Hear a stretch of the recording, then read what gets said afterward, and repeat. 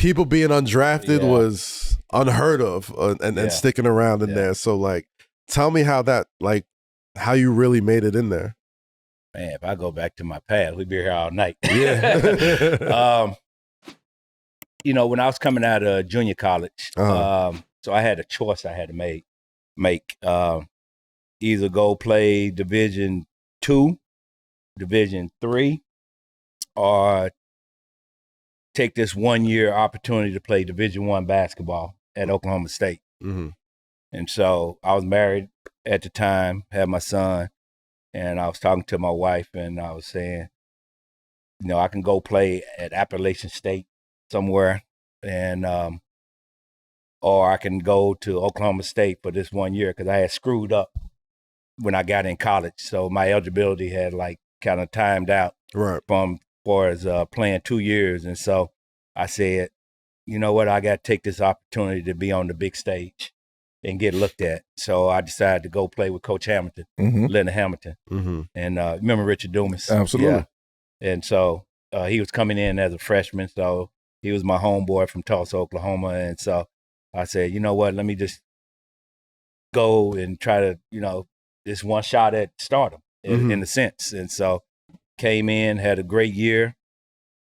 Coach Brown, Larry Brown, who was the coach at Kansas at the time, saw me from playing against him and Danny Manning. They won the championship that year against OU.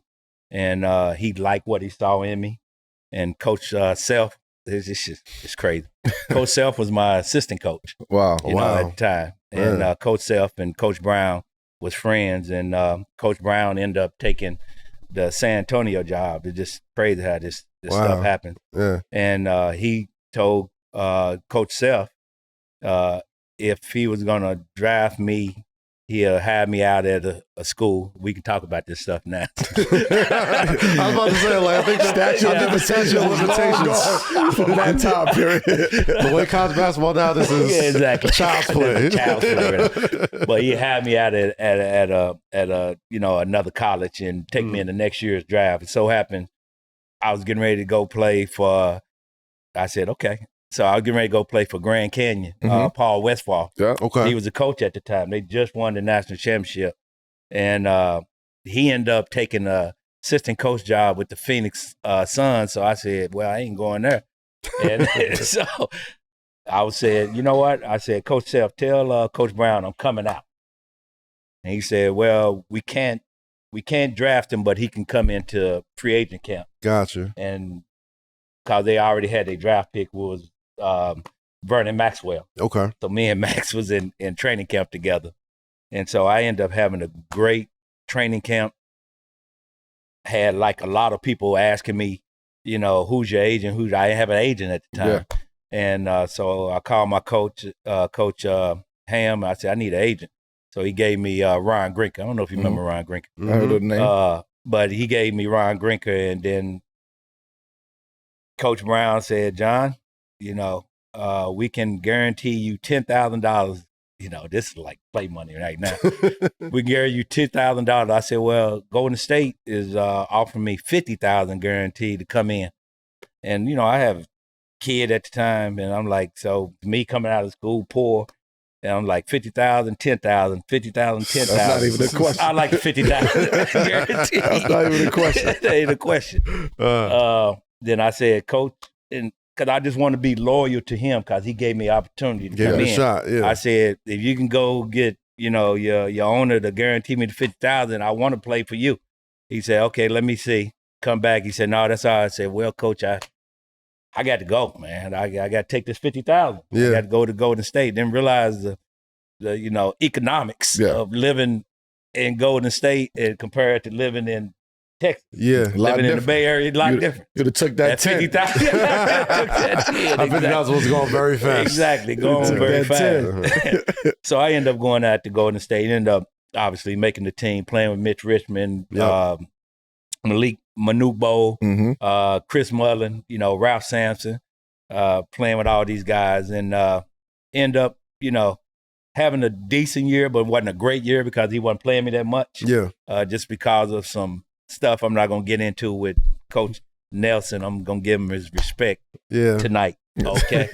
All right. I'm gonna ask you about that later in the conversation, just so you can finish the story. So end up getting released at the end of the season. Yeah. So I was about during the summertime. I'm playing in this pro-am down in Texas. End up getting hurt and not going to training camp. I was supposed to go sign with Indiana Pacers. Okay. That's who I was supposed to be playing with. And I don't want to imagine the world with your Pacers. I'm the same way, bro. Nah. And so I end up, getting stuck in the CBA because I couldn't go to any training camps. Okay. That following season. So that's how I got stuck down there, and end up getting looked at doing when I was World Basketball League. Okay. WBL. I was in the World Basketball League, and the great Dick McGuire saw me, that came and watched me play. I think I had like 40-some points. Say, yeah, you can come into camp. So I came into camp, and that's how I got with the Knicks. Yeah. So I went from playing street basketball, because that's basically what I was doing, to the NBA in 2 years.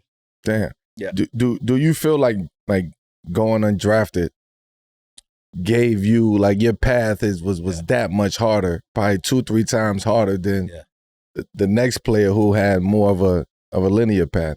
Oh, no question. Yeah, it's a much harder path when you don't get drafted, because you got guys that's coming in and they first and second round draft pick. They looking at them over you. Yeah. And they treating you totally different than they are treating the first round or a second round player. So your mentality was going there, I'm going to destroy whoever's in front of me. It's because when I went to go back to Golden State, they told me, hey, this guy, I'm not going to mention his name, but this guy, he's in front of this guy, you got to beat out. I said, him? I said, okay. Yeah, bet. Yeah, my whole mentality was like, son, you got a wife, you got a child, you got food, you need all that. Yeah. And I'm like, okay, I'm going to go in and destroy it. And I literally, like, my whole mission was to let him know I'm better than him. Yeah. That was our whole mission coming in there. It didn't take long because he was up out of there. Yeah, he was very going quick. Yeah. It didn't take long. I'm just telling you. It didn't take long. You already know, Melo, that mentality, bro. Yeah.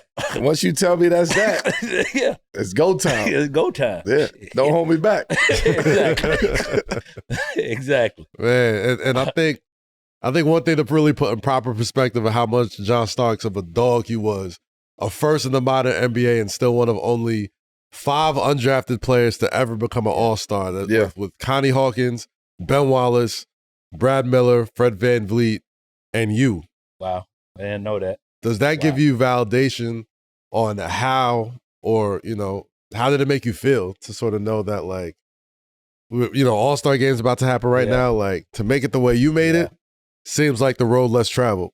Man, I didn't know that. I think it makes it even more special because you're giving people that not given that chance a lot of hope and a lot of understanding that just don't give up on yourself. You know what I mean? That you got opportunity. If it's inside of you, just let it come out. You know what I mean? And that was my mentality. It's like, you got to show the world that you belong. You know what I mean? Because I knew that I had the ability, and I can remember getting it's like this.